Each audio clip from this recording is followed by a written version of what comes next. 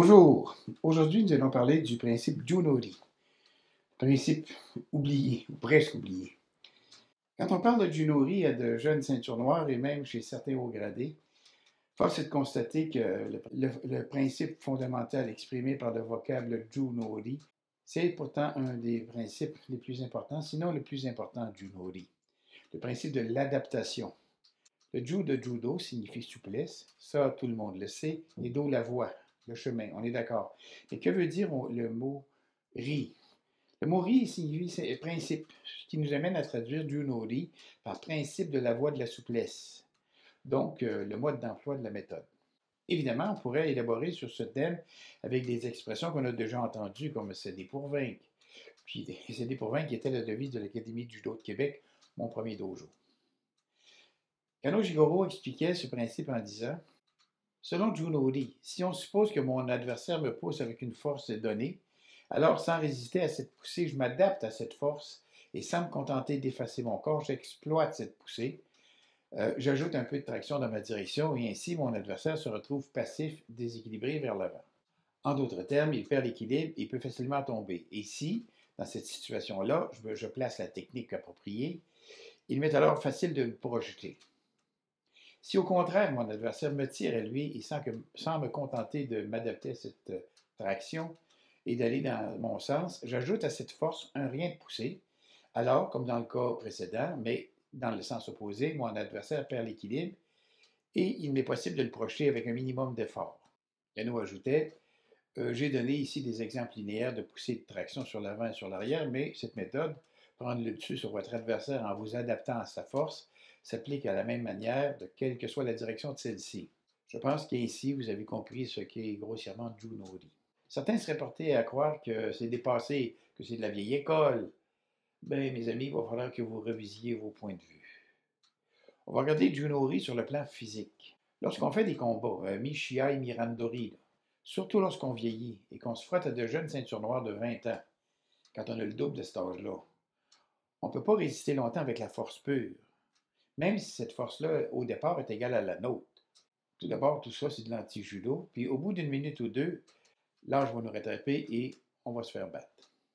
Donc, opposer la force par la force, c'est inutile puis stupide. Il faut donc s'adapter, faire une autre stratégie. Quand on fait un randori dans le vrai sens du terme, c'est-à-dire que le randori, c'est un laboratoire d'expérimentation à des situations nouvelles, il faut identifier une contrainte et s'adapter aux réactions de l'autre. Par exemple, je vais chercher un partenaire plus rapide que moi.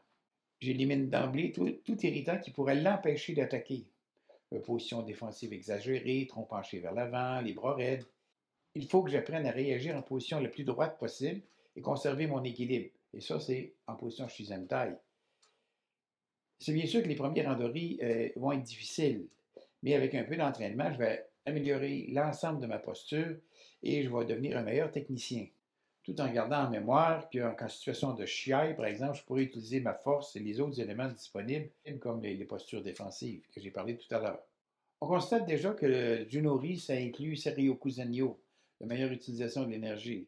Et dans l'exemple que je viens de vous donner, de deux manières. La première étant de céder à la force de l'autre, ce qui est beaucoup moins énergifort que d'y résister.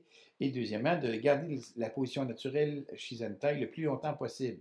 Shizentai, qui est la position naturelle, qui elle aussi requiert très peu d'énergie. Et être souple. Être souple, ça ne veut pas dire mou.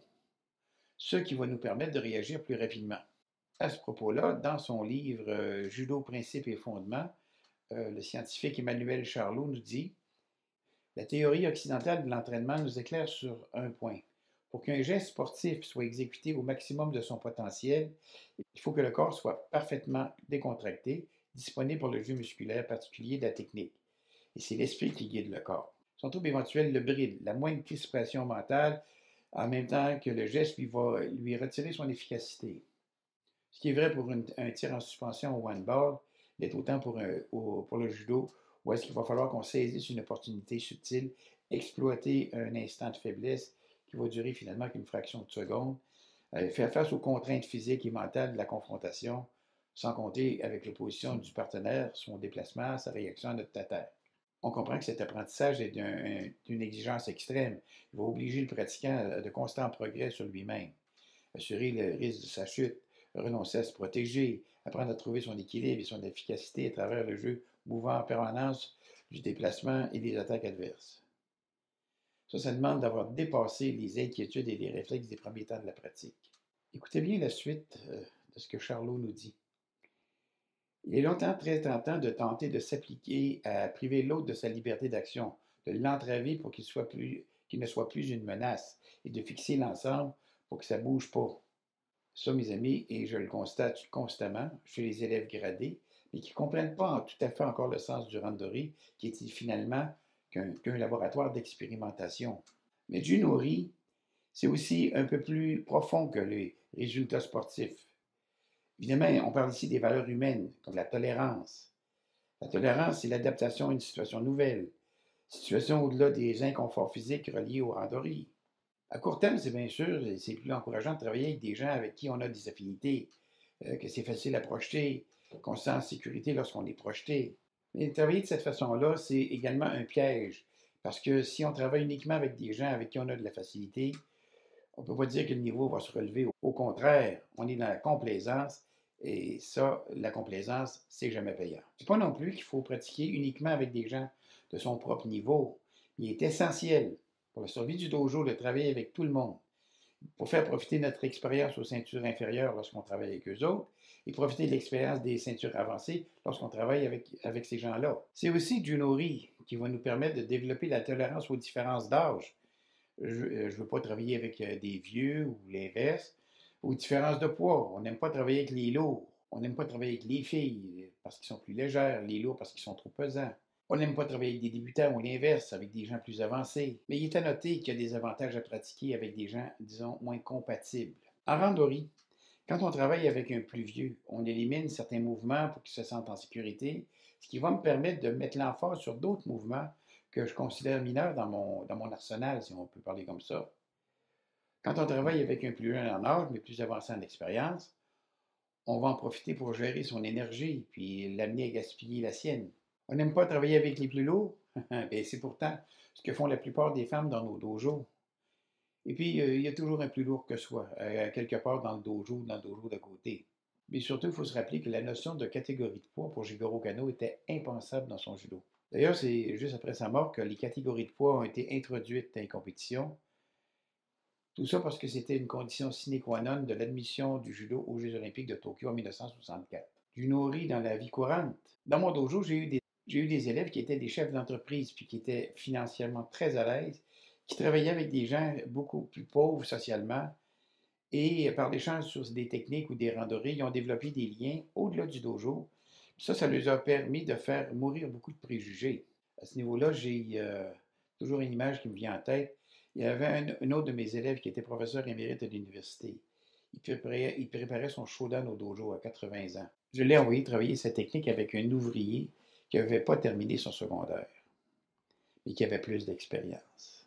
Dans quelle autre circonstance dans la vie courante on pourrait retrouver des situations semblables? Eh bien, c'est ça du Tokyo Way, prospérité, bienfait mutuel. On peut toujours apprendre des autres.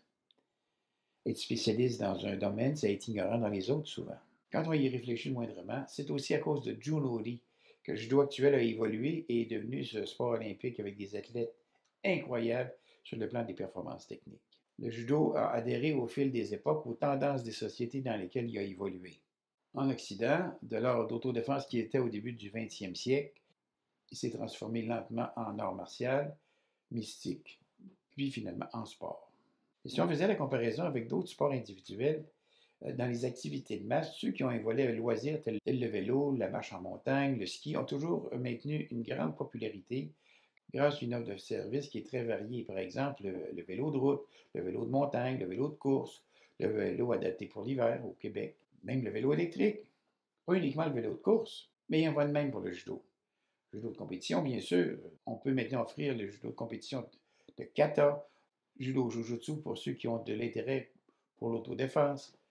Ça, c'est un programme qui est très implanté en France, grâce aux efforts soutenus au départ de Bernard Pariset, mais qui rencontre malheureusement un succès mitigé ici au Québec, dû à une mise en place beaucoup trop tard. On a aussi le judo adapté pour des clientèles spécifiques, comme les personnes handicapées physiques ou intellectuelles, le judo de recherche. Une personne de 50 ans là, qui fait le kimono kata, c'est pas du judo loisir, c'est de la recherche. Enfin, le judo va s'adapter. Puis c'est à nous, les professeurs de judo, de trouver le filon pour faire bénéficier de tous les trésors qui sont cachés derrière le sport judo, qui lui est maintenant connu internationalement. Vous dire sur Junori, si vous avez aimé la vidéo, donnez-nous un pouce en l'air. N'oubliez pas d'activer les clochettes pour recevoir les notifications. On sort une vidéo par semaine. Partagez ces vidéos-là avec vos amis au dojo. Et surtout, abonnez-vous à Martialement Vôtre, la chaîne, ça va nous aider. Faites attention à vous et à la prochaine.